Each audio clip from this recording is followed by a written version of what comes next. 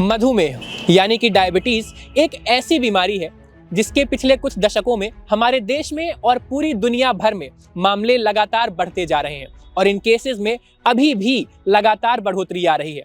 हमारे देश में तो स्थिति इतनी खराब है कि सबसे अधिक डायबिटीज के मरीजों की संख्या में हमारा देश पूरी दुनिया भर में दूसरे स्थान पर आता है। 2023 की एक स्टडी की माने तो हमारे देश की पूरी आबादी का लगभग 11.4% डायबिटीज से ग्रसित है और उसी आबादी के 15.3% लोग प्री डायबिटिक स्टेज में है।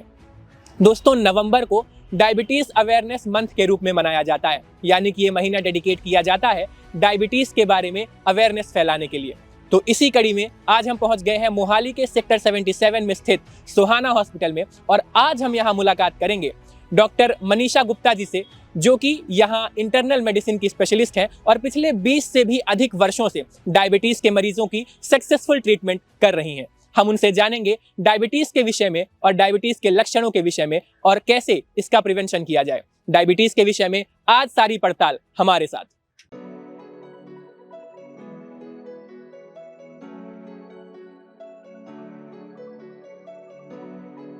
तो दोस्तों, आज हमारे साथ हैं डॉक्टर मनीषा गुप्ता जी, जो कि इंटरनल मेडिसिन की स्पेशलिस्ट हैं सोहाना हॉस्पिटल्स मोहाली। आज हम मैम से डायबिटीज यानी कि मधुमेह के मुद्दे पर विस्तृत चर्चा करेंगे। मैम, स्वागत है आपका और आपका बहुत बहुत धन्यवाद हमारे दर्शकों के लिए समय निकालने के लिए। तो हम मुद्दे पर आते हैं मैम। सीधे आपका ज़्यादा समय ना लेते हुए मैं अपने प्रश्नों पर आता हूँ।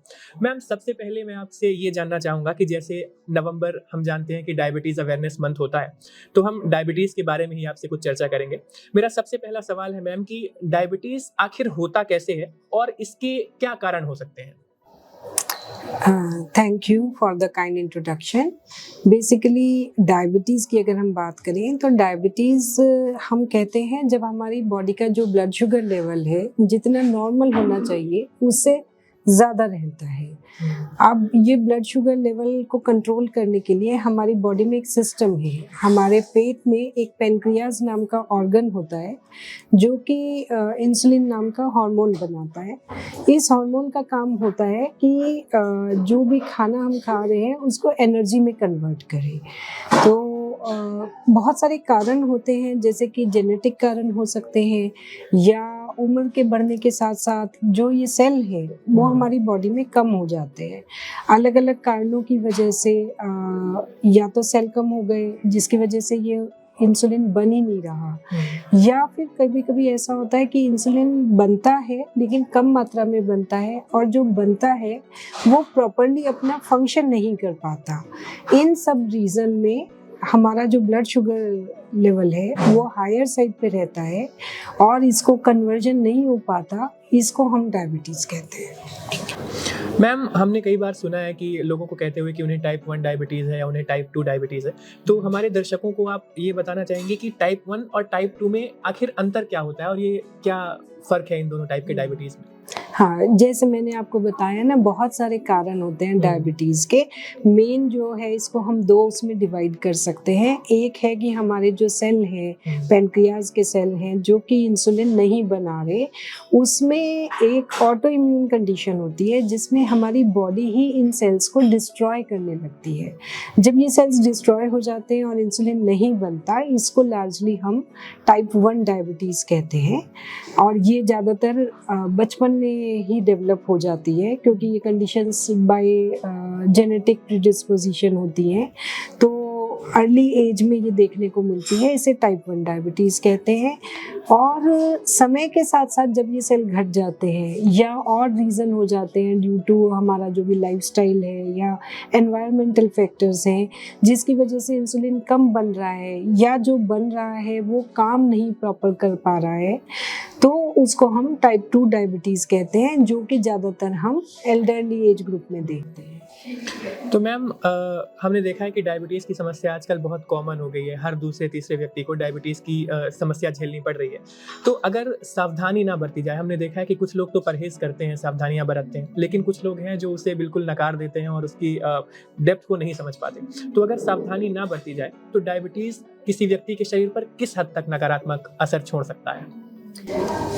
देखिए, डायबिटीज़ में सबसे पहला जो हम पेशेंट्स को बताते हैं वो यही, जैसे आपने बहुत सही कहा कि नकार देते हैं लोग, इस बात को एक्सेप्ट नहीं करते हैं, लेकिन इसकी एक्सेप्टेंस बहुत ज़रूरी है, क्योंकि अगर ब्लड शुगर लेवल्स एक लेवल से ज़्यादा हमेशा बने रहते हैं तो ये हमारी बॉडी की जो भी मेजर ऑर्गन्स हैं, हमारी आइज़ है, ब्रेन्स है, हार्ट है, किडनीज है, सब चीज़ों पे इनका प्रभाव पड़ता है। बहुत जो छोटी वाली वेसल्स होती हैं उनसे लेके जो हमारी बड़ी वेसल्स होती हैं सबको डैमेज करता है। ये जो इंक्रीज ब्लड शुगर लेवल है, इसका अगर हम क्लिनिकली अगर हम देखें तो हम देखते हैं कि लोगों की नर्व्स डैमेज होने लगती हैं, बिकॉज जो माइक्रो सर्कुलेशन है वो डैमेज हो जाता है, तो नर्व्स का डैमेज शुरू हो जाता है, आइज़ में प्रॉब्लम हो जाती है, विजुअल प्रॉब्लम्स होती है, रेटिनोपैथी डेवलप हो जाती है, बड़ी वेसल्स के डैमेज होने से लोगों को पैरालिसिस का अटैक हो जाता है, हार्ट अटैक होता है, किडनी फेलियर सेट इन हो जाता है।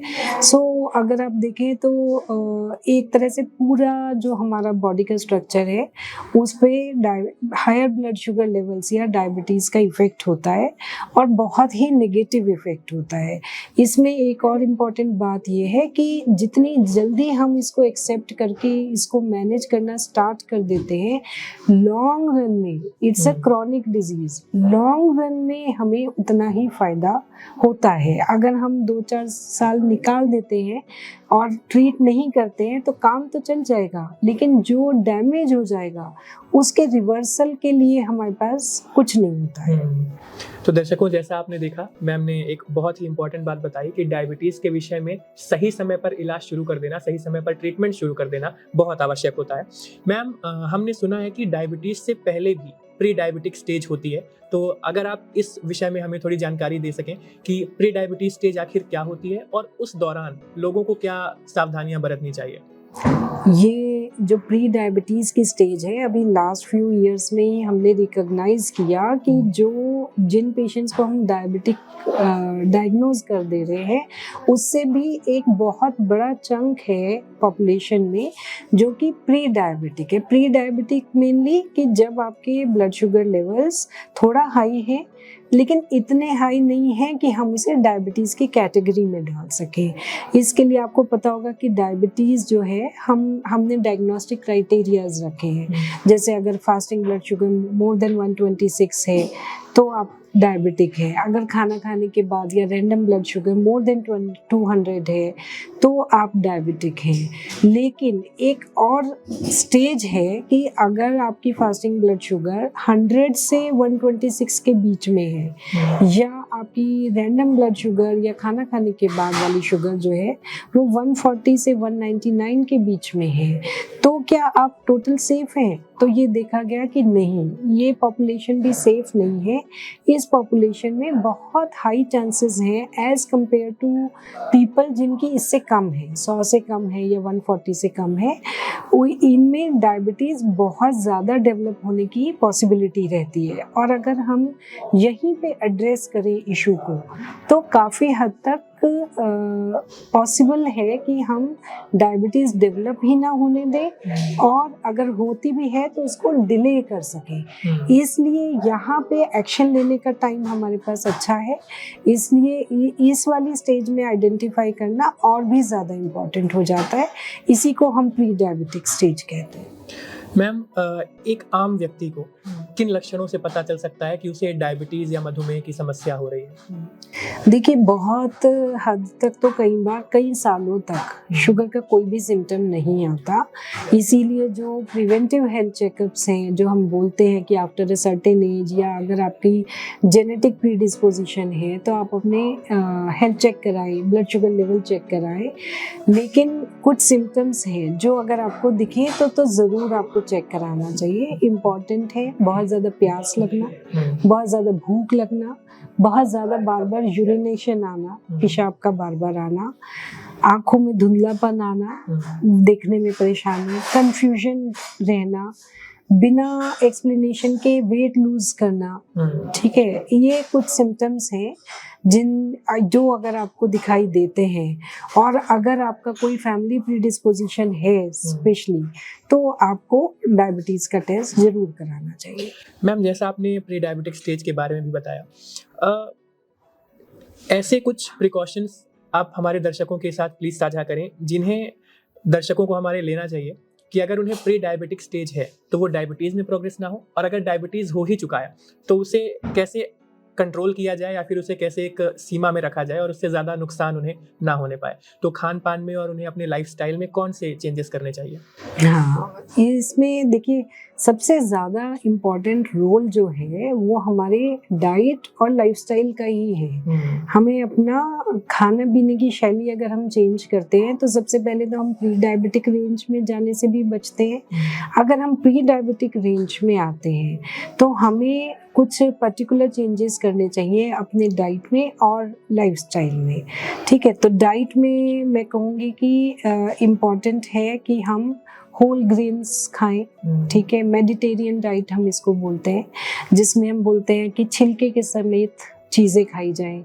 आटा जो है वो व्हीट जो है होल व्हीट हो, ब्राउन राइस खाएं, फ्रूट्स खाएं, वेजिटेबल्स खाएं, फाइबर्स का इंटेक अच्छा लें। फैट जो आप ले रहे हैं, फैट में आप देखें कि सैचुरेटेड फैट और ट्रांस फैट ना लें, ठीक है। अपना वेट कंट्रोल करें। अगर वेट एक लिमिट से ज़्यादा है, obesity is a very high risk factor to develop diabetes, तो वेट कंट्रोल करना। एक्सरसाइज की अगर हम बात करें तो डेली कम से कम 30 to 45 मिनट्स की अच्छी एक्सरसाइज या वॉक आपको करनी चाहिए। एटलीस्ट 5 days अ वीक तो करना ही चाहिए। 7 days करें तो नथिंग लाइक दैट। तो इस तरह से हमारा डाइट और लाइफस्टाइल का बहुत अच्छा रोल है, और इससे हम काफ़ी हद तक जो प्री डायबिटिक्स हैं वो डायबिटिक्स में कन्वर्ट होने से बच सकते हैं। और जो डायबिटिक्स हैं इवन उनके ट्रीटमेंट की अगर हम बात करें तो सबसे पहला जो लाइन ऑफ मैनेजमेंट है वो डाइट एंड लाइफस्टाइल मैनेजमेंट ही आता है। तो हमें बहुत ध्यान देना चाहिए अपने डे टू डे हैबिट्स पे। खाना खा के तुरंत नहीं बैठें, ज़रूर से हम वॉक करें, सो दैट जो शुगर का सर्ज है वो लोअर लेवल पे रहे, वो शुगर यूज होता रहे, और जो कार्ब्स का इंटेक कर रहे हैं वो लिमिटेड रखें। तो मैम, जैसा कि हम खान पान की बात कर रहे हैं और आपने लाइफस्टाइल में चेंजेस की बात की, हमें बचपन से सिखाया जाता है कि दूध पीना चाहिए, डेयरी प्रोडक्ट्स खाने चाहिए, उससे हमें ताकत मिलती है, और फ्रूट्स खाने के बारे में बताया जाता है कि फ्रूट जूस पीने चाहिए, हेल्दी होता है। लेकिन इधर कुछ समय में हमें ये सुनने में आ रहा है कि जिन्हें डायबिटीज़ होता है उनके लिए डेयरी प्रोडक्ट्स और फ्रूट्स भी लिमिट कर दिए जाते हैं या उन्हें उसे अवॉइड करना चाहिए। तो इस बात में कहाँ तक सच्चाई है मैम कि डेयरी प्रोडक्ट्स और फ्रूट्स डायबिटिक लोग नहीं खा सकते हैं, और अगर खा सकते हैं तो किस मात्रा में खा सकते हैं?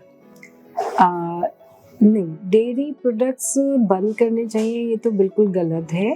डेयरी प्रोडक्ट्स जो है बहुत ही अच्छे सोर्स होते हैं प्रोटीन के, कैल्शियम के, विटामिन्स के, जो हमारे टीथ, मसल, बोन, सब हेल्थ के लिए बहुत इम्पॉर्टेंट है।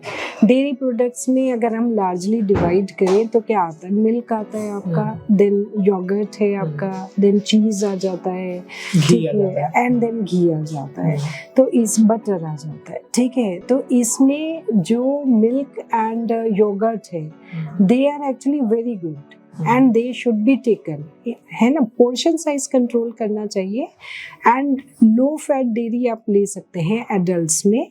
Otherwise it is very good source of all protein, vitamin, calcium, and they are not suppose to be stock.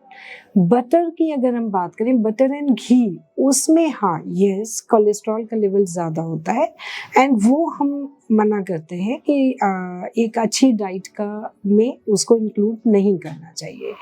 तो yogurt and milk are okay, cheese up to some extent, and avoid butter and ghee, ठीक है, उसमें भी। And then coming to fruits, whole, मैंने आपको बोला ना, जैसे पहले बताया कि whole grains and whole fruits लेना चाहिए। उससे क्या होता है कि हमारा फाइबर का वो अच्छा रहता है, ठीक है, फाइबर का इंटेक अच्छा रहता है, और तो है ही उसके बेनिफिट की कॉन्स्टिपेशन वगैरह नहीं होता, साथ में क्या होता है कि जो शुगर रिलीज है वो स्लो होता है, तो फाइबर अच्छा रहने से वो स्लो जो रिलीज है that can be managed by the body. ठीक है, अगर हम फ्रूट जूस पीते हैं तो उसमें एक बहुत शार्प स्पाइक ऑफ शुगर आता है जो कि नुकसानदेह होता है, उसको मैच नहीं कर पाता हमारा इंसुलिन। तो fruit juices need to be avoided and higher cholesterol वाला butter and oils to be avoided. तो दर्शकों, जैसा कि मैम ने बताया, अगर आपको डायबिटीज है तो आपको डेयरी प्रोडक्ट्स और फ्रूट्स को बंद कर देने की जरूरत नहीं है, ये एक मिथक है, मिथ है। और हाँ, जरूरत है तो पोर्शंस को कंट्रोल करने की, पोर्शन कंट्रोल करने की। तो मैम, हमने देखा है कि लोग डायबिटीज रिवर्सल की आजकल बहुत चर्चा कर रहे हैं, तो क्या डायबिटीज को पूरी तरह से रिवर्स कर पाना संभव है? Is it possible to reverse diabetes fully? ये एक ऑनगोइंग ट्रायल का वो है, पार्ट है। डायबिटीज को रिवर्स कर पाना कितना संभव है मैं नहीं कह सकती इस पॉइंट पे। हाँ, एक रेमिशन जरूर देखा जा रहा है बाय सर्टेन इंटरवेंशंस, जिसमें कि जैसे बेरियाट्रिक सर्जरी हो गई आपकी, ठीक है, जो ओबीज लोग हैं उनमें कुछ सर्जिकल मेथड्स वो करके उनका जो एब्जॉर्प्शन ऑफ फूड है उसको लिमिट करके, ठीक है, देन डाइट जो लो कैलोरी, लो कोलेस्ट्रॉल, लो फैट वाली डाइट है उससे, एंड एक अच्छे लाइफस्टाइल से रेमिशन of diabetes is now possible. ठीक है, रिवर्सल एग्जैक्टली कहना मुश्किल है क्योंकि ऐसा नहीं है, chances of return of diabetes are still there. आप रेमिशन कह सकते हैं, बट अगर आप एक बार ठीक लाइन पे चल रहे हैं तो ये नहीं कहा जा सकता कि उसके बाद इट विल नॉट रिकर। इसलिए we call it remission rather than the reversal. But remission भी अपने आप में एक बहुत अच्छी चीज है, we should try to achieve that. बिल्कुल मैम, अब हम अपने इस सेशन के आखिरी दौर में आ चुके हैं, तो हमारे माध्यम से आप हमारे दर्शकों को डायबिटीज के विषय में क्या संदेश देना चाहेंगी, क्या मैसेज देना चाहेंगी? बहुत ही सिंपल, उसमें अगर याद रखना है तो मैं कहूँगी ABCD याद रखिए। ठीक है, ए है अवेयरनेस एंड एक्सेप्टेंस, जो हमने सबसे पहले बात की कि अगर आप अपने शुगर लेवल चेक कराते हैं और वो हायर साइड पे हैं तो उसको एक्सेप्ट करें, उस पर एक्शन करें एंड अवेयर रहें, हर समय अवेयर रहें। जब आप खाना खा रहे हैं, जब आप बैठे हुए हैं, जब आप वॉक कर रहे हैं, तो awareness and acceptance is first. Second है बिहेवियर, आपका ईटिंग बिहेवियर, आपका लाइफस्टाइल। सी पे आए तो कंट्रोल ऑफ डायबिटीज, ठीक है, by the lifestyle changes, by controlling the portion of food you are taking and controlling the amount of fat and sugar you are taking. D की अगर बात करें तो दिस इज लास्ट, ड्रग्स। अगर नहीं control हो रहा है एंड लाइफस्टाइल चेंजेस के बाद भी blood sugar levels are higher, तो आप अपने जो ड्रग्स हैं, अपने जो मेडिकेशंस आपके डॉक्टर ने आपको प्रिस्क्राइब किए हैं वो ज़रूर लें। तो doctor and drugs both should be followed. ठीक है, दिस इज़ माय मैसेज। हमारे यहाँ सोहाना हॉस्पिटल में हमारे पास डायबिटीज़ के ट्रीटमेंट की सभी प्रकार की फैसिलिटी है।